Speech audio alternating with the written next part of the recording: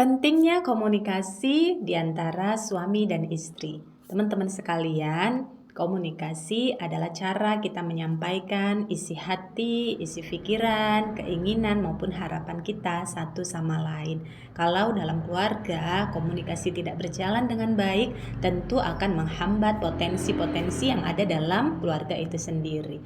Sementara teman-teman sekalian, kita pahami bahwa dalam menghadapi tantangan, konflik ataupun perbedaan satu sama lain dengan pasangan, ada beberapa cara yang umumnya dilakukan masyarakat atau kita. Yang pertama adalah diekspresikan. Ketika kita berbeda pendapat atau salah satu di antara kita melakukan kesalahan atau tindakan yang tidak sesuai harapan, kita langsung mengekspresikan isi hati, pikiran, dan tindakan kita.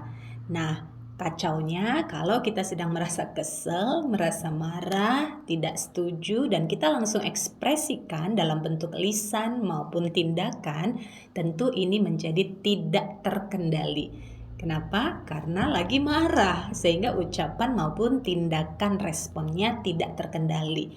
Yang efeknya kalau langsung diekspresikan, tentu bisa menyebabkan ada pihak yang tersakiti. Saat kita marah dan mengeluarkan kata-kata yang kasar ataupun tindakan yang tidak tepat seperti memukul, menampar, atau merusak barang, tentu pasangan kita akan merasa tidak nyaman. Bahkan emosi marah kita bisa menular kepadanya dan membuat dia juga tidak terima dan marah juga. Sehingga jadi tensinya menjadi satu sama lain semakin tinggi dan masalah tidak bisa dipecahkan dengan baik.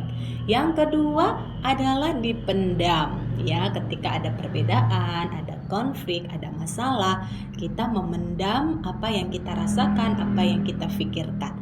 Ya, dan ini tentu saja juga tidak sehat dalam suatu hubungan karena masalah ataupun emosi yang dipendam berlarut-larut bisa menjadi gunung es ya, yang bisa meledak kapan saja ketika sudah full, sudah tidak tahan lagi atau masalahnya sudah berulang-ulang ya, kekecewaannya sudah menumpuk-numpuk ya. Jadi suatu saat ada pemicu yang bahkan sederhana sekalipun karena sudah menumpuk ya keluar begitu saja dengan emosi yang tidak terkendali ya.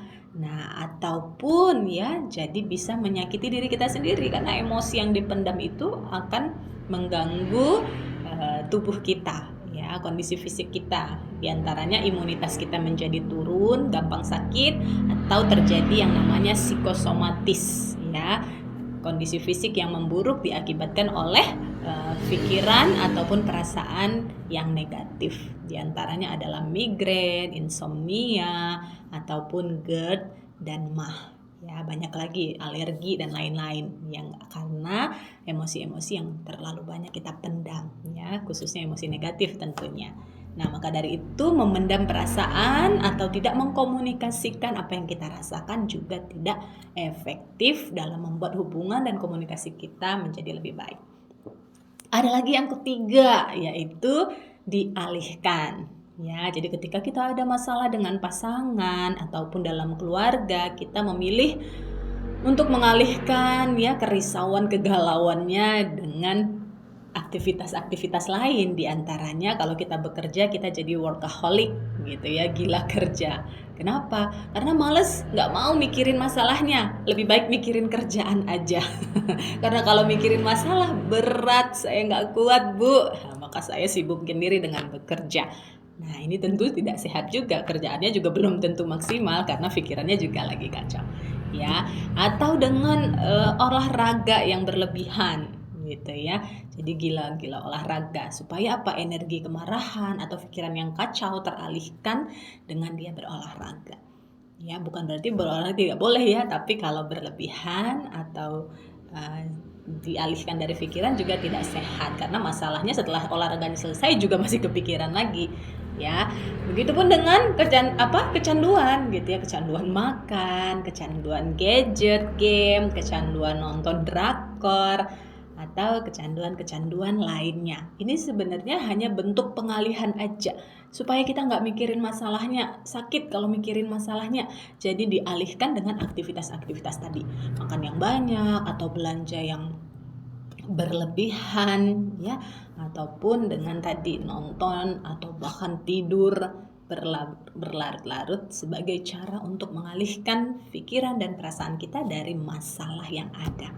Selesai masalahnya juga tidak, selesai pengalihannya ya balik lagi, keinget lagi dan merasa gak enak lagi.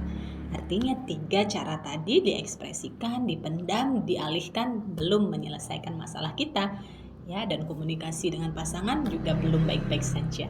Maka ada teknik yang keempat, yaitu dengan melepaskan emosi yang kita rasakan. Ya, jadi emosinya tidak diekspresikan langsung, tidak dipendam juga tidak dialihkan, tapi benar-benar dilepaskan. Cara melepasnya gimana gitu ya. Nah, ini teknik yang saya ajarkan dalam sesi konseling ya, baik itu pernikahan, dalam konseling parenting maupun konseling untuk pengembangan diri. Ya, jadi teknik melepaskan ini kita bukan lari dari masalah, bukan dipendam juga terus ataupun diekspresikan langsung, tapi kita masuk dulu ke dalam diri kita. Kita izinkan perasaan itu hadir ya, kita akui bahwa kita memang gak baik-baik saja atas peristiwa-peristiwa yang selama ini terjadi, dan kemudian kita terima perasaan itu dan kita relakan. Ya, kita relakan ya, karena pilihan untuk merelakan ataupun melepaskan permasalahan, emosi yang kita rasakan selama ini ada pada diri kita sendiri. Ya, jadi kuncinya kembali pada diri sendiri. Mau tidak melepaskan beban yang selama ini sudah dipendam-pendam, atau lebih memilih terus aja memendam ketidaknyamanannya, terus aja memelihara kekecewaannya. Mau sampai kapan, ya kan? Maka pertanyaan ataupun pemulihan diri itu kembali lagi pada diri kita sendiri. Kapan kita mau melepas beban-beban yang ada? Kapan kita mau berdamai dengan diri sendiri? Karena bagaimana mungkin kita bisa berdamai dengan pasangan ataupun masalah yang ada kalau kita sendiri belum berdamai, belum deal dengan emosi kita sendiri. Nah, mantapnya gitu ya, ataupun manfaatnya ketika kita sudah deal ataupun berdamai dengan diri sendiri dan melepaskan dengan sukarela beban-beban yang kita pendam selama ini, hati kita jadi tenang. Ya, ketika hati kita tenang, pikiran kita pun jadi terang, bisa melihat solusi, bisa melihat jalan keluar, bahkan bisa memaknai ulang permasalahan yang ada selama ini. Tadinya kita melihat keburukannya saja atau ketakutan akan masa depan, tapi ketika hati kita sudah tenang, beban kemarahan, kekecewaan, rasa bersalahnya sudah dilepas, kita jadi bisa melihat dan merasakan ada banyak cinta sebenarnya yang kita dapatkan dari pasangan, namun ketutup oleh kekecewaan yang ada selama ini, ketutup oleh ekspektasi-ekspektasi yang ada selama ini yang suami gak mampu atau pasangan belum mampu memenuhinya. Maka ketika kita bisa berdamai dengan diri kita sendiri, dengan masa lalu kita, ya maka insya Allah hati kita jadi tenang, solusinya jadi terang, hubungan kita pun jadi langgeng. Ya teman-teman sekalian, keputusannya ada pada diri kita sendiri. Teman-teman bisa putuskan untuk memilih memendam terus penderitaannya atau melepaskan saat ini. Bila teman-teman butuh bantuan secara profesional, maka bisa mendaftar untuk layanan konseling dan psikoterapi bersama kami.